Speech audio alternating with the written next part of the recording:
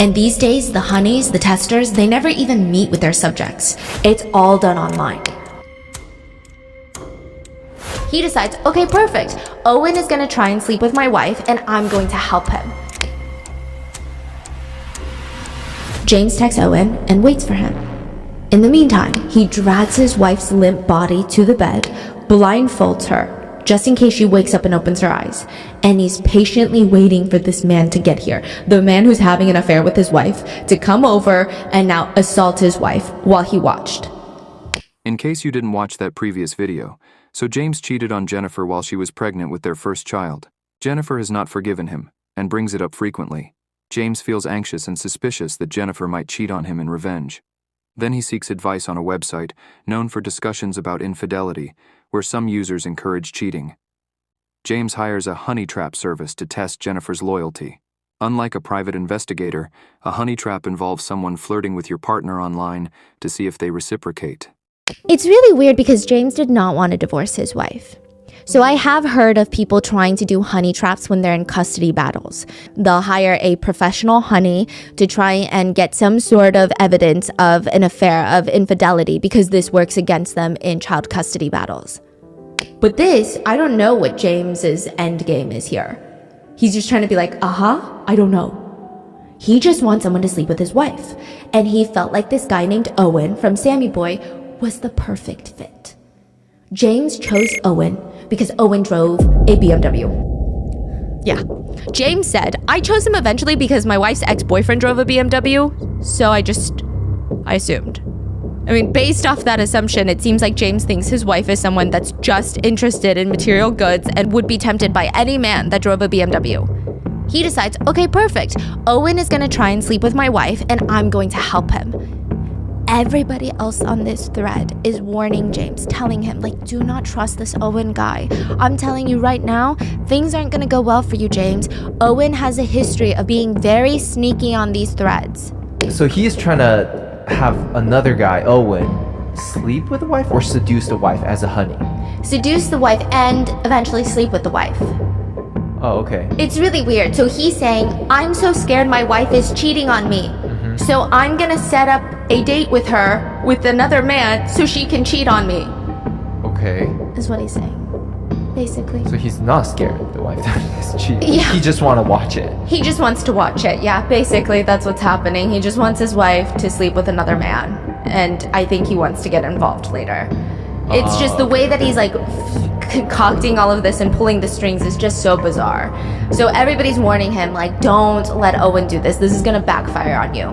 But James said, you know, the way that Owen expressed himself, he was very confident. I liked him. So they set up all these rules that made James feel reassured. Owen was going to tell him everything that happened between the two of them. Even if it's just a mundane text message, Owen would report anything that Jennifer said to him. James told him this is the only way this plan works, because as long as I feel like I have the power to pull out at any time, and I tell you to stop talking to my wife, you stop talking to my wife, that's the only way that this is going to be okay.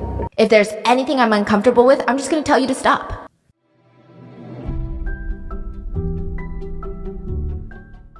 James adds Owen on Skype and they start planning together. James is like, okay, here's my wife's Facebook account. Let's set you up a new fake persona. They create a Facebook profile by the name of Brad Chan. They add some people, add some pictures to make it look very realistic. And then he starts DMing Jennifer. So now Owen is direct messaging Jennifer, James's wife. And I'm sure James gave Owen the rundown of all the things that his wife likes, doesn't like, so that they could just hit it off right away. And they do. Every single day, it seems like James is obsessively checking his phone for reports from Owen. He wants to know, what did she say? Did she flirt with you? Did she send you a picture? Did you guys respond? Are you guys gonna meet up yet? When? So the two, Owen and Jennifer, they talk online for about a month until finally Jennifer agrees to meet up with him in person. They go to the local park to grab dinner, and I don't know what James is feeling. I'm sure it's a mix of emotions. I'm sure he's upset that his wife would actually meet up with another man. And for a romantic dinner date at the park, with all of that, I mean, there's probably some sort of anger there, right? But he also seems oddly excited. He wanted Owen to report back every little detail about that first date. And I feel like we all know how this is gonna end. It's not gonna end well. After the dinner, Owen starts messaging James again on Skype, and he's telling him, well, yeah, we shared a bottle of wine together, and intimacy-wise, we did hold hands for a while. Then I hugged her, and we kissed. So the first date, it goes so well that the two, they make plans to meet each other again. This time that they're going to go for lunch at another park nearby.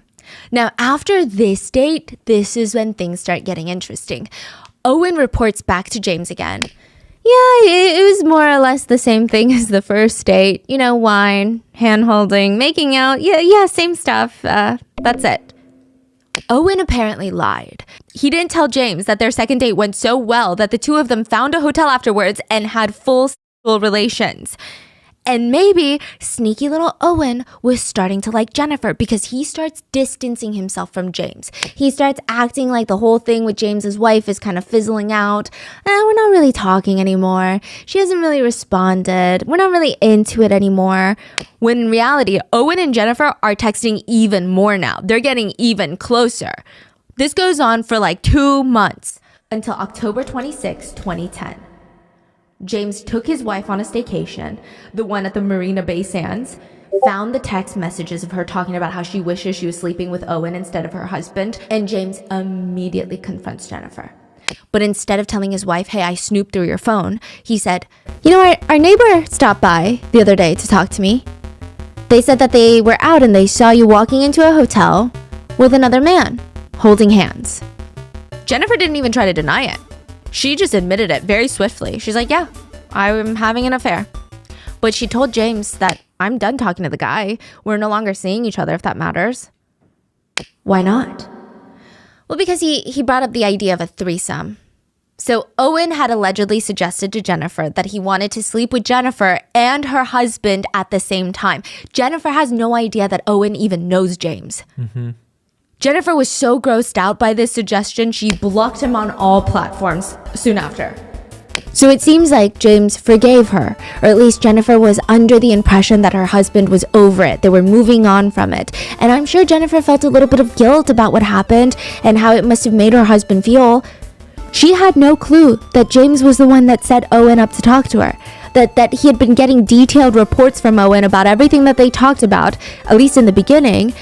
And now, she's got no clue that James is still talking to Owen over Skype. James tells Owen, change of plans. He wanted Owen to fully assault his wife while he watched, and it was going to happen on their 3-year wedding anniversary. A symbolic moment. March 14th, 2011, James hands Jennifer a glass of wine. She takes it and she clinks it next to his.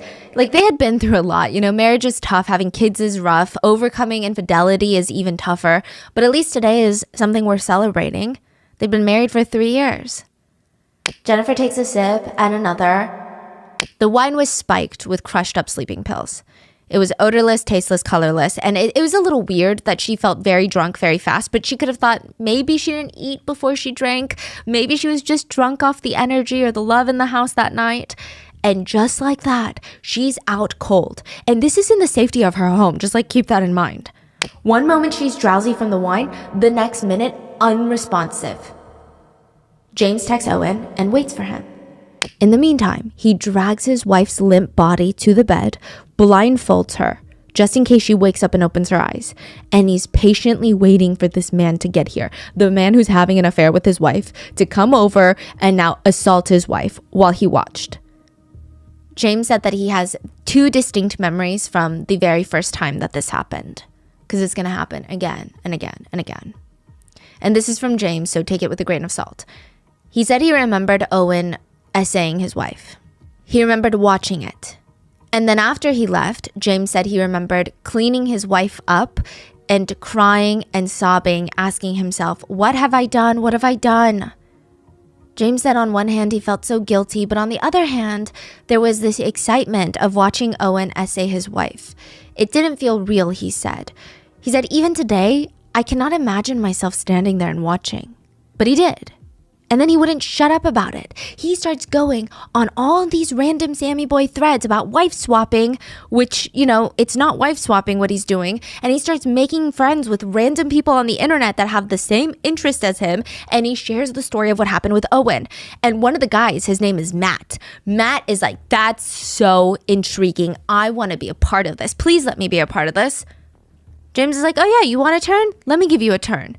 James drugs his wife Jennifer once more, making sure that she's unconscious, and waits for another man to come into their house where their 4 daughters live. They've got 4 kids, 4 daughters, and a man that he met online is coming over to assault his wife while the kids are asleep. And he's watching yet again. This time he even took it a step further and started recording the entire thing. He wanted photos and videos to remember the assault by. And for 8 years, he would drug his wife, the mother of his 4 daughters. He would drug her, drag her unconscious body to the bed, their marital bed, where she's supposed to feel the safest and the most protective. And James would invite men from the internet over to assault his wife, while he not only watched, but started taking videos and photos. Soon, more people on Sammy Boy started being intrigued by James and his wife. They all wanted to join. James connected with a man named Kevin on Sammy Boy, and Kevin was like, James, I want the same thing that you're doing, right? But my wife, Kathy, is just like Jennifer. I thought it would be perfect because your wife and my wife, we could swap wives, if you will, but Kathy would never in a million years. She would never consent to it. So they decided, okay, then Kathy can also be drugged. It's no big deal. And they start developing an MO. At this point, James had already drugged his wife before, but this is when they really start having a system. They started drugging the woman with something called Dormicum. It is a sedative. It's categorized as a benzodiazepine, and it's unique for being very fast acting. If injected, it takes about 5 minutes to kick in. If it's taken orally, it only takes about 15 minutes. And it dissolves in water. It's odorless, colorless, tasteless. It's a terrifying date rape drug. And if you remember the Burning Sun case, this is a very similar type of drug. The drugs are metabolized and they leave the system really quickly, typically within a day. So it's even harder to catch, at least on the police investigation front. And I don't even think I need to tell you about how dangerous that is, especially since the husbands planned on mixing it with their wives' alcoholic beverages. That's even more reckless. So they're already risking their wife's health and life by administering this sedative without a prescription, and even more so by mixing it into alcohol. A doctor who has knowledge on this said that when this drug is mixed in with alcohol, increasing the dosage without waiting to see the actual effect, coupled with the alcohol intake, there's a very high risk of oversedation, which could lead to suppression of breathing, which could in turn lead to inadequate oxygen in the blood. In severe cases, this can lead to brain damage. A sedated person is unconscious and therefore unable to avoid any visible danger and could potentially even ingest their own vomit into their lungs and die. It could be fatal. But they were like, no, this is perfect because you don't remember a single thing when you wake up. You don't even have a feeling. It's just a blank space. Someone cut it out of your memory.